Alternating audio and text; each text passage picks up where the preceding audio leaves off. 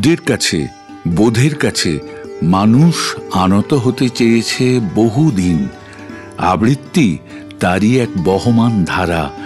বৈদিক যুগ থেকেই এর সূচনা। পরে পাঁচালী, পুঁথি, রূপকথা, আশীর্বচন, কথকতার মধ্যে দিয়ে তার এগিয়ে যাওয়া। আধুনিক আবৃত্তির সূচনা মূলত রবি ঠাকুরের কবিতা দিয়ে। রবীন্দ্রনাথ এবং কাজী নজরুল ইসলাম এই দুই কবি আবৃত্তি করতে ভালোবাসতেন।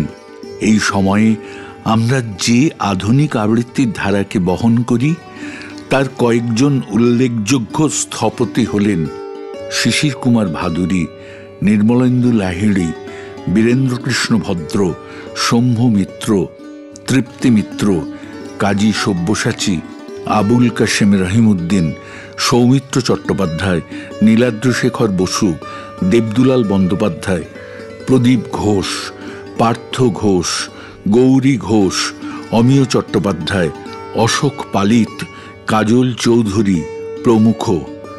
তাঁদের কাছে আমাদের কৃতজ্ঞতার শেষ নেই।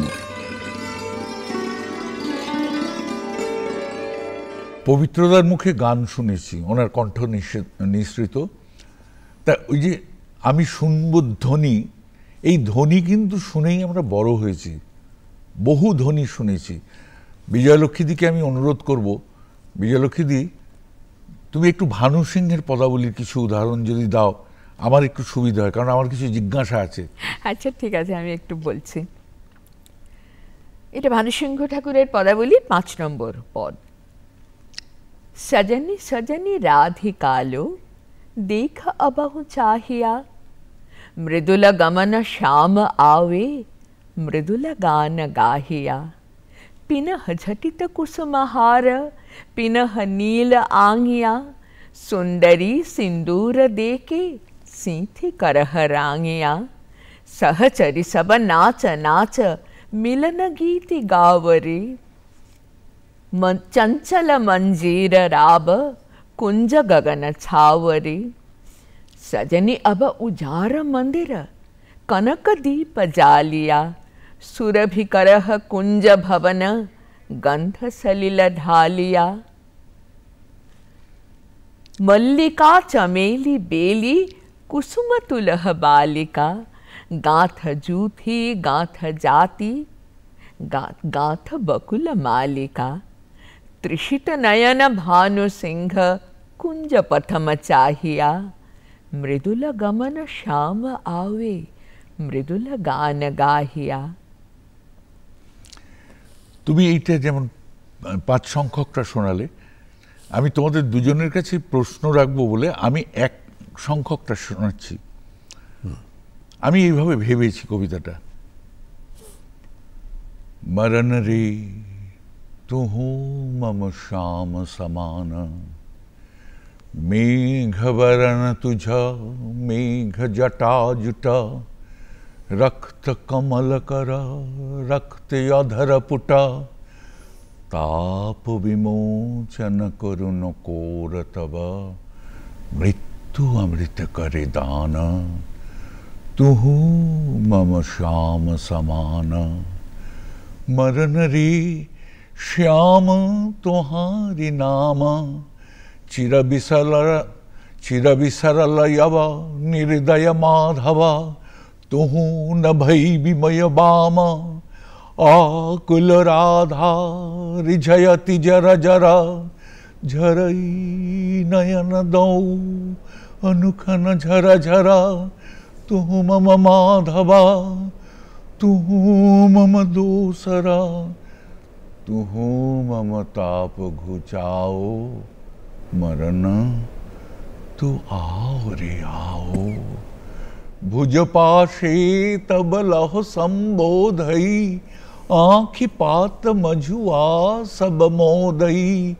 कोरऊ पर तुझा रोदई रोदई, नींद भरब सब देहा। तुहु नहीं बिसरबी, तुहु नहीं छोड़बी, राधा हृदय तु कबहु न तोड़बी। यही राखबी अनुदिन अनुखना, अतुलन तुहार लेहा। दूर संगे तुह बांसुरी बजावसी, अनुखन डकसी अनुखन डकसी।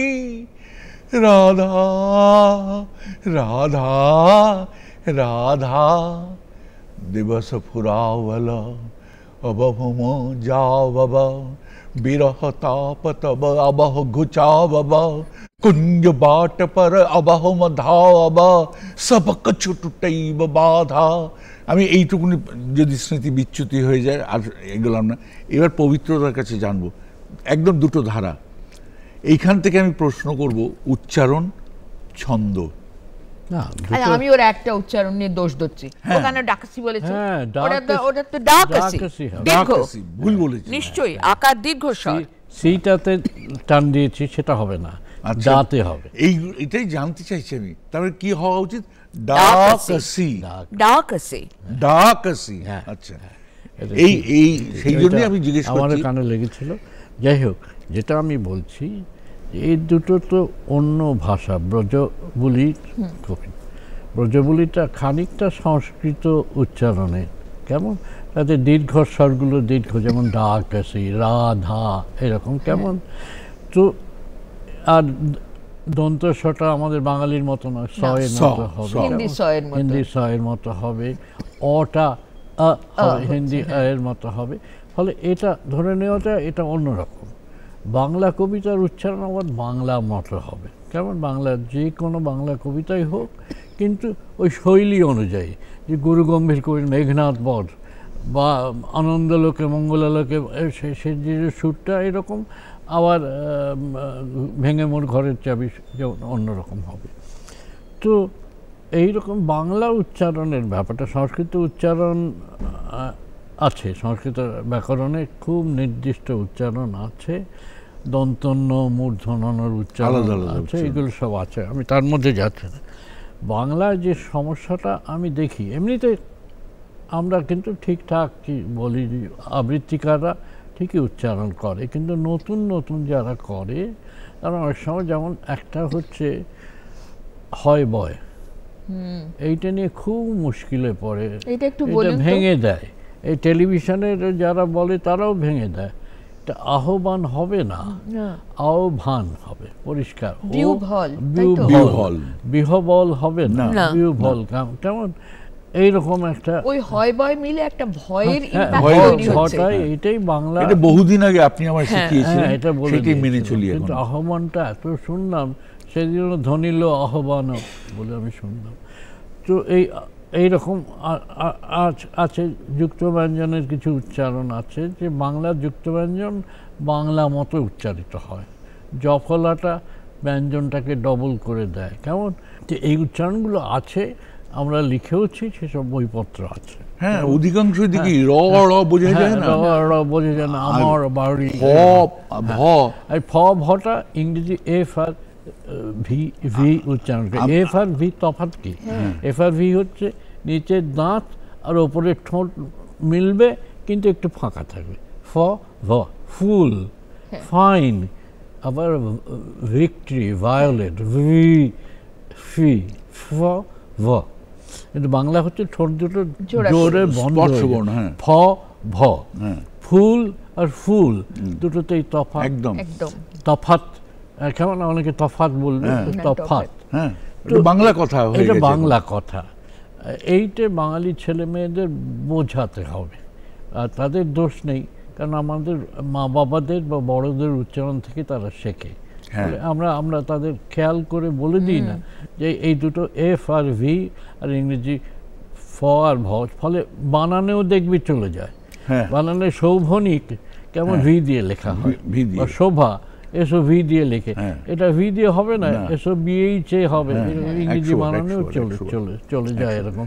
সে আবার ভি হলে অনেকে যেমন বাংলা করে, যেমন শিবম ভি দিয়ে লেখা সংস্কৃত বলে সেটাকে শিভম, আমি দেখেছি দোকানের নাম শিভম, উচ্চারণও করি, উচ্চারণও করে ফেলি। ফলে ভি আর ভি ভ আর এফ আর ফ এই দুটোতে খুব গুলিয়ে যায়। এই উচ্চারণ র এর ব্যাপারটাও সহজ, এটা জেনে নিতে হয়। রটা জিভটা একটু সামনে আনতে হবে, উপরের দাঁতের পেছনে জিভটা ঠোকাতে হবে, র র র। আর যেটা ডয়বিন্দু র, এটা জিভটা উল্টে যায়, উল্টে গিয়ে এইভাবে পেছন থেকে ঠোকা মারে, নিচের তলা থেকে ঠোকা মারে, বাড়ি বাড়ি বাড়ি বাড়ি এরকম। সেইগুলো হচ্ছে আবার স এর ব্যাপারটাও আছে। আর একটা একটু রি ফলাটা বলুন। রি ফলা আর র ফলা, রিকার আর র ফলা, এটাতে যখন রিকার থাকে প্রকৃতি, তখন আলতোভাবে বলতে হবে প্রকৃতি, কেমন, কিন্তু প্রক্রিয়া প্রক্রিয়া তখন কটা ডবল হয়ে যাচ্ছে, প্রক্রিয়া প্রক্রিয়া, কেমন, ব্যাপৃত ব্যাপৃত বিপ্র, ব্যাপৃত আলতো করে এলো ব্যাপৃত, বিপ্র কিরকম, মানে রির ক্ষেত্রে আমরা একবার উচ্চারণ করছি ওই অক্ষরটা, ওটা ডবল পরে যদি থাকে, যেমন অমৃত, অমৃত, আম্র, মটা ডবল হয়ে গেল, এই হলো। আর এর ব্যাপারটা শিখলেই হয়, ওটা কোনো ব্যাপার নয়। যাদের এর দোষ আছে তারা বলুক, বলে জিভটা পেছনে টেনে নিক, পেছনে টেনে নিলেই তালব্য হয়ে যায়। আবার যাদের এর দোষ আছে, সুটকেস নিয়ে সাইকেলে করে সিনেমা দেখতে যায়, বাসে করে গেছিলাম, বাসে করে গিয়েছিলাম, তারা বলুক, বলতে বলতে জিভটা সামনে এগিয়ে দিক, হয়ে যাবে।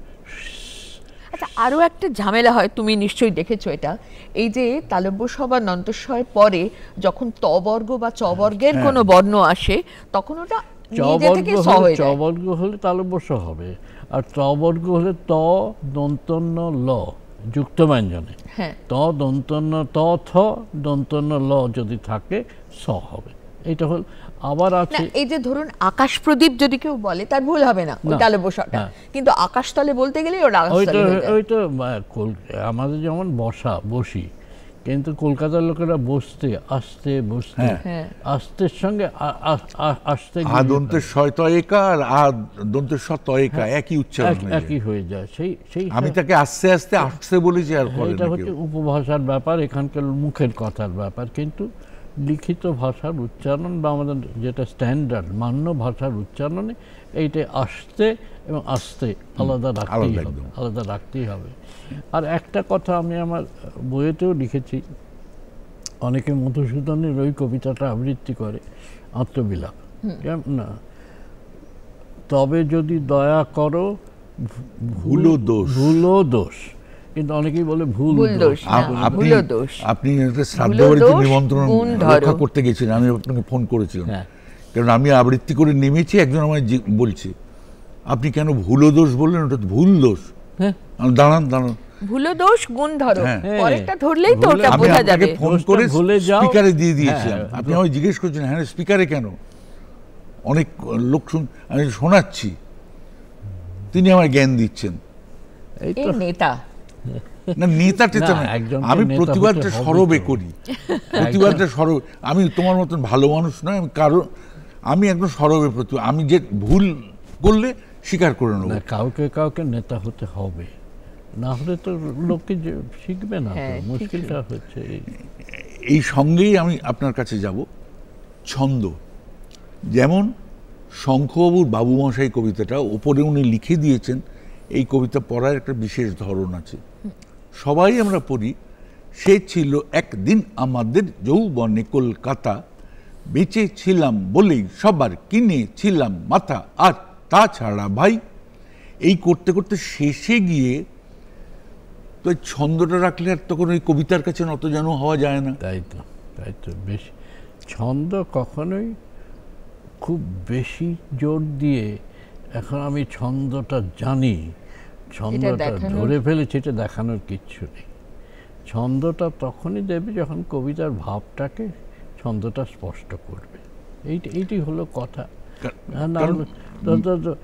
তাহলে তো ছন্দ কেটে কেটে করলে পূর্ণিমা চন্দ্রের জ্যোৎস্না রায় এরকম ধারাটায় কেটে গেল। তো ছন্দ কবিরাও কখনো কখনো ছন্দকে চেপে দেন, আবৃত্তিকারদেরও সেটাই করতে হবে। যেমন মিত্র বাবু মশাই জানেন, মিত্র বাবু মশাই জানেন বিষয় আশয় বাড়ি এই যান, তাই মাঝে মধ্যে ভাবেন তাদের নুন আনতে পান, তাই নিত্য ফুরোয় যাদের সাধালাদের শেষ তলা নিটুকু চিরটাকাল রাখবে তাদের পায়ের তলার কুকুর, সেটা হয় না বাবা। এটা তো না, এটা কথার ব্যাপারটা, এটা তো তরজার ধরনটা নিয়েছেন শঙ্করদা। এই তরজার ধরনটার মধ্যে ছন্দের দুলুনিটা আছে, কিন্তু আমি সেইটাই আপনার কাছে জানতে চাই। সেখানে যেখানে প্রশ্ন আছে সে প্রশ্নটা আনতে হবে, যেখানে বকুনি আছে বকুনিটা আনতে হবে। শুধু ছন্দের দুলুনিটা দিলেই তো হবে না, কথার ধরনটা আনতে হবে। দিদির ওই কবিতার কাছে নতজানু হওয়াটা, একদম কবিতা যা বলতে চাইছে আমার সেটা জানতে হবে, এটাই পাঠ, না হলে হবে না। টেক্সটটা হচ্ছে সবচেয়ে বড় কথা, তার একটা শরীর আছে, ছন্দটা সেই শরীরের অংশ। সব মিলিয়ে তার যে ভাবটা, অর্থটা, সেটাকে পৌঁছে দিতে পারছে কি না, আমাদের তো সেইটাই কাজ, ওইটাই আসল কথা। আর একটা প্রশ্ন আমার আছে, বলো। সেটা হচ্ছে এই যে ধরুন আমার এক্ষুনি যেটা মনে পড়ছে, রবীন্দ্রনাথের নৈবেদ্যর কবিতাগুলোতে, এগুলোতে অনেক সময় অন্তমিল আছে, কিন্তু মানে পংক্তিটা শেষ হচ্ছে, বাক্যটা শেষ হচ্ছে না, গড়িয়ে আসছে পরে। এক্ষেত্রে আমরা কোনটাকে প্রাধান্য দেব? অন্তমিলটাকে কি দেব? অন্তমিলটাকে প্রাধান্য দেবে না। আচ্ছা, মধুসূদনের অমিত্রাক্ষরে তো এটা শুরু হলো, যে লাইন ভেঙে গড়িয়ে যাওয়া, এটাকে বলে ওই আজাম্মা বলে ফরাসিতে, এটা হচ্ছে উল্লম্ফন বলা যায়, লাফানো। তো এই মধুসূদনের সেখানে মিল ছিল না, সুবিধে। সম্মুখ সমরে পড়ি বীর চূড়ামণি বীর বাহু, চলি যাবে গেলা যমপুরে অকালে।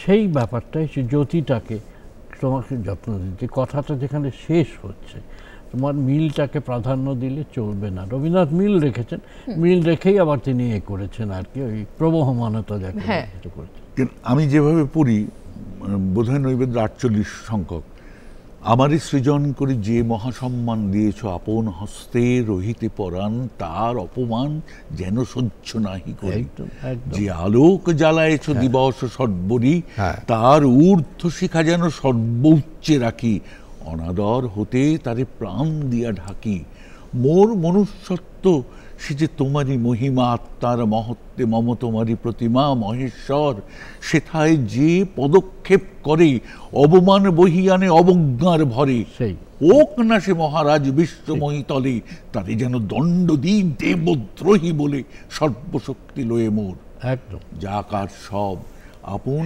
গৌরবে রাখি তোমার গৌরব। এইটাই আসল কথা।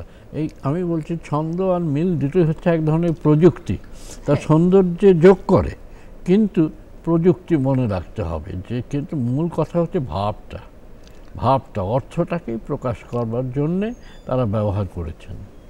আপনি প্রযুক্তির কথা যখন এনে দিলেন, আমাদের প্রযুক্তির কথা বলি। আজকে আমরা দিদি যেভাবে আবৃত্তি করে, আমি যেভাবে করি, অনেকেই আমরা যন্ত্র সহযোগী রাখি, আলো সহযোগিতা নিয়ে, নাচ থাকে, মাঝে কিছু অভিনয়ের অংশ ঢুকে যায়। দেখেছি আমি সেরকম আবৃত্তি, দেখেছি এবং শুনেছি। আবৃত্তিটা আমি মনে করি শোনার ব্যাপার, মূলত কণ্ঠই সমস্ত, কণ্ঠ আমাকে সাহায্য করে। এখন দৃশ্য হয়ে যায়, কারণ অনেকে পোশাক আশাক সেইভাবে করে যে আমাকেও দেখো, আমার কণ্ঠটা শুধু শুনবে না, আমাকেও দেখো, আবার অন্যান্য কিছু আমি আয়োজন করেছি সেগুলো দেখো এবং শোনো। তো তবু আমি একটু, বয়স অনেক হয়েছে, 88 বছর, ফলে আমি মনে করি যে কণ্ঠটা হচ্ছে আসল। কণ্ঠ আর অভিব্যক্তি, মুখের অভিব্যক্তি, এই দুটো দিয়েই আবৃত্তির কণ্ঠস্বরই প্রয়োগ করতে হবে হ্যাঁ, হ্যাঁ, কণ্ঠের অনেক ক্ষমতা আছে, কণ্ঠের অনেক ক্ষমতা আছে, তলা থেকে একদম ওপর, একদম ঠিক। সেই অনেক ক্ষমতা আছে। পবিত্রদা, কণ্ঠই প্রধান একদম। এবার তাকে কেউ কেউ যদি সহায়তা করে তো করুক, তা করতেই পারে, কিন্তু ওটা যে প্রধান এটা যেন না ভুলে যায়। হ্যাঁ, কণ্ঠটাকে আড়াল করে এমন কিছু করা উচিত নয়, এই হলো ব্যাপার। কন্যাকে আমি এত অলংকারে সাজালাম যে কন্যাটিকেই আর দেখা গেল না, কণ্ঠটা এটা যেন না হয়। গৌণ, কণ্ঠটা গৌণ হয়ে গেল তা নয়, কণ্ঠটাকে সম্মান দিয়ে অন্য কিছু যারা করতে চায় করুক, আমার মতে প্রয়োজন নেই। এই আর কি। অলংকার মানেই তাই, অলংকার মানেই অতিরিক্ত। ভার বহন সবসময় তো ভার নাও হতে পারে, হ্যাঁ, সৌন্দর্যও যোগ করতে পারে, হ্যাঁ, কিন্তু অতিরিক্ত। এই যেমন আমি পারি না, এটা আমার অক্ষমতা। সে আমার ঠিক সঙ্গে কেউ বাজালেই আমার সব তালগোল পাকিয়ে যায়। সে ঠিক আছে, কিন্তু যেটা ঘটনা এটা হচ্ছে বাংলা সংস্কৃতিতে, কি এই বাংলায় কি ওই বাংলায় আবৃত্তিটা এমন একটা জায়গা নিয়েছে, এটা খুব কম আমি অন্য সংস্কৃতিতে দেখেছি, যে এত আবৃত্তিকার ভালোবেসে কবিতা মুখস্থ করছে, আবৃত্তি করছে, এত শ্রোতা এসে সেই আবৃত্তি শুনছে, এটা দেখে আমার একটুখানি অহংকার হয় আর কি। আমি সাধারণ বাঙালি হিসেবে আমি বাঙালি এরকম করতে চাই না কেমন, কিন্তু একটুখানি ভালো লাগে যে আবৃত্তিটা একটা সংস্কৃতির প্রধান অঙ্গ হয়ে উঠেছে, এটা আমার খুব ভালো লাগে। সত্যি তাই, একেবারেই তাই। হ্যাঁ, কারণ আবৃত্তিতে আমার মনে হয়েছে এতদিন কাজ করার সুবাদে ফাঁকিবাজি করার কোনো জায়গা নেই। আচ্ছা, জায়গা আছে, যারা ফাঁকিবাজি করবার তারা করে, না সেজন্য সব কাজে সব ফাঁকিবাজ আছে, না, আমাদের শিল্পের কাজে ফাঁকিবাজি থাকার কথা নয়, কিন্তু অনেকে ফাঁকিবাজি। কবি, আমি সহজে কবি হতে চাই, সহজে অভিনেতা হতে চাই, এরকম সবাই চায়, শর্টকাট খুঁজি, কিন্তু শর্টকাট খুঁজলে হবে না, এই হলো ব্যাপার। কারণ কবিও তো লিখে ফেলেন, চাঁদ উঠেছে আকাশে, বসো আমার বাপাশে, এবার কিনি বাদাম, তুমি আমার মাদাম। ঠিক আছে, এরকম কবিতা ফেসবুকে এই ধরনের অনেক কবিতা পড়ি আমি। ফেসবুকে প্রচুর কবিতা এরকম পেয়ে যাচ্ছি, কিন্তু ফেসবুকে আবার খুব ভালো কবিতা আসে। ফেসবুকে ভালো কবিতা, খুব ভালো কবিতা, এই জন্যই আমি ফেসবুক পড়ি, তো যে ভালো কবিতা কিছু পাবো। আমি সময় পেলেই দেখি যে কবিতা কোথায় আছে, খুঁজে দেখি। দিদি, তোমার কাছে আমি অনুরোধ করি, কি তুমি তো নাটক, পবিত্রদা নাটক অভিনয় করেছেন একসময়, তুমি তো অসাধারণ করেছে, যারা বৃষ্টিতে ভিজেছিল, আমার মনে আছে। তারপর যাজ্ঞসেনী, অগ্নিকন্যা, হ্যাঁ, তারপর আমি দিদির সঙ্গে এক মঞ্চে অভিনয় করেছি রাঙামাটি নাটকে। অভিনয়, আবৃত্তি, গান, এই তফাৎগুলো আর মিলগুলো দুজনের কাছে আমি একটু শুনবো। তুই বল। আমার মনে হয় যোগাযোগ আছে সকলেরই সঙ্গে, সকলের সঙ্গে হাত ধরাধরি করে চললেই ভালো, কিন্তু প্রত্যেকের মধ্যে একটা সূক্ষ্ম দেওয়াল আছে, সেই দেওয়ালটা যদি আমরা মানি তাহলে ভালো, সব দিক থেকে ভালো। আবৃত্তি ঠিক অভিনয় নয়, অভিনয় ঠিক আবৃত্তি নয়, গান ঠিক কবিতা নয়, কবিতা ঠিক গান নয়। ওই ফাঁকটা যদি মেনে চলি তাহলেই হবে, আর কি। মেনে চলার কোনো পদ্ধতি, সেটা কি নিজের সংবেদনশীলতার কাছে? আমি আর সহজ কথা বলে আক্কেল বা কাণ্ডজ্ঞান, এই হলো ব্যাপার। কতটা আমি করব, হ্যাঁ, কতটা করব, কতটা শিখে নিতে হবে, কোথায় থামতে হয় সেটা জানতে হবে। অনেকে এমন বক্তৃতা করে যে মাইকটা হাতে লেগে মাইকটা পড়ে যায়, এরকম কেমন, সেরকম আবৃত্তি অনেকে হয়তো অভিনয় করলো যে মাইকটা পড়ে গেল, সেরকম যেন না হয়, আর আরো সংযত থাকতে হবে। এই আপনি কাকে বলবেন, এখন যারা গান করেন তারা তো অনেক সময় মাইক নিয়ে এদিক ওদিক করেন, দৌড়দৌড়ি করেন না। কবিতার কাছে নতজানু হওয়াটা মূল সত্য, এটা মূল সত্য। তার জন্য আমার উচ্চারণ অভ্যাস করতে, পরিশীলিত উচ্চারণ কিভাবে অর্জন করা যায়, ছন্দটাও জানতে হবে, কিন্তু ছন্দটা শেষ কথা নয়, না, মূল কথা হচ্ছে রচনাটার গঠন একদম, আর অর্থ। আর আমার আরেকটা জিনিস মনে হয়, কবির সম্বন্ধে একটু জানাটা এবং তার পারিপার্শ্বিকতা বা সেই সমকালীন অবস্থাটা জানাও কিন্তু খুব গুরুত্বপূর্ণ। না, কবিতাটা কি করে লেখা হলো, তার কোনো ইতিহাস আছে কিনা, তার পটভূমিকাটা কি, জানলে কবিতাটা বুঝতে সুবিধা হয়। এটা হচ্ছে পাঠকেরও কাজ, এটা শুধু আবৃত্তিকারের কাজ নয়। যে ভালো কবিতা বুঝতে চাইবে, পড়ে বুঝতে চাইবে, আবৃত্তি না করুক, তাকেও বুঝতে হবে একটি কবি কেন, কি অবস্থায় এই কবিতাটা লিখেছিলেন, কেমন, সেইটুকুই, আর কিছু না। সেটা বুঝলেই কবিতার কাছে কবিতার কবিতার অর্থটা অনেক বোঝা অনেক যায়। সুবিধা হয়। হ্যাঁ, কারণ বেয়নেট হোক যত ধারালো, অনেকে লিখেছেন, রবীন্দ্রনাথ কাছ থেকে কখনো শান্তি ও লিখেছেন, বন্ধু, সেটা হ্যাঁ, যদি তার সাথে শান দিও বন্ধু। হ্যাঁ সেই শান দেওয়ার ব্যাপারটা আমি যদি না জানি কেন কোন পরিপ্রেক্ষিতে লেখা হয়েছে, শঙ্খ ঘোষ লিখে গেছেন কবিতার মুহূর্ত, সাহায্য হয় তাতে অনেকে, হ্যাঁ। কেমন হয়তো শঙ্খ ঘোষের একটা কবিতা পেলাম, ফেসবুকেই পেলাম, তো ভীষণ ভালো লাগলো কবিতাটা, অথচ কিছুতেই তার মধ্যে ঠিক ঢুকতে পারছি না। প্রথমেই আছে আর কি একটা চরিত্র যেন শান্তা, অথচ আমার কেবলই ভেতর থেকে মনে হচ্ছে জাতক কবিতাটার নাম, শান্তা ওটা নয়, হয়তো বা শাস্তা, সস্তা। আমার মনে হচ্ছে, আমি জানি না তো। শাস্তা মানে বুদ্ধদেবের একটা বুদ্ধদেবের নাম, এক নাম, যিনি শাস্তা। শাসন দেন, মানে যা কি করতে হবে বলেন, শাসন করেন। শাসন করেনটা এখনকার অর্থে নয়, কিন্তু কি করতে হবে সেটা বলেন, শাস্তা। শাস্তা আমার খুব হবে, মনে হচ্ছে ছাপার ভুল, শাস্তা হবে, হয়তো কারণ ওখানে ছাপার জন্মান্তরের কথা ছাপার আছে। ভুল হয়েছে, তার শাস্তা। তার মানে আমরা কিন্তু এতক্ষণ যা আলোচনা করেছি, আমি শেষ করতে চাই যে ওই দিদি জাতকের কথা তুললেন, বুদ্ধদেবের নাম, যিনি শাসন দেন। আমরা কিন্তু বিষয় আবৃত্তি করে আপনার কাছ থেকে অন্তত যা পেলাম, আমাদের শাসন বাড়িটা আমরা দেখে নিলাম ওরে বাবা রে। যে আমাদের কতটুকুনি যাওয়া উচিত আর কোনখানটায় যাওয়া উচিত নয়। আমি শাসন বাড়ির আসর। এই বলেই আপনাকে তো আমি কি, আপনাকে কিছু বলার আমার নেই, কারণ আমি সবসময় আপনার কাছে দেখা হলে বা দিদির কাছে দেখা হলে আগে প্রণাম করি, যে প্রণত না হলে তোরা তো শিল্পী, তোদের যে আমাদের সংস্কৃতি তোদের প্রতীক্ষা করে। আমি একটা সাধারণ নাগরিক হিসেবে তোদের প্রতীক্ষা করি, তোদের কথা আবৃত্তি শুনবো, বিজয়লক্ষ্মীর অভিনয় দেখবো, আবৃত্তি শুনবো। এটা তো আমাদের সংস্কৃতিকে পুষ্ট করে সমস্ত নাগরিকের জন্য। এটা তো মানে আমার কোনো মাহাত্ম্য নেই, আমি তো পণ্ডিতি করি মাত্র। না না, ছি ছি। এইখানেই তাহলে আমরা শেষ করি, কারণ পবিত্রতা বলছেন পণ্ডিতি করি, কিন্তু এই পাণ্ডিত্য আমাদের প্রয়োজন। দিদি নিশ্চয় আমার সঙ্গে একমত, আমি তো 100 বার। সর্বাংশে সহমত। কারণ আমার বিরক্ত করবার যে কটা মানুষ আছেন এখন, তার মধ্যে অন্যতম পবিত্রদা, বিজয়লক্ষ্মী বর্মন, বিজয়লক্ষ্মী দি। সবাই ভালো থাকবেন। হ্যাঁ, ভালো থাকবেন সবাই, নমস্কার।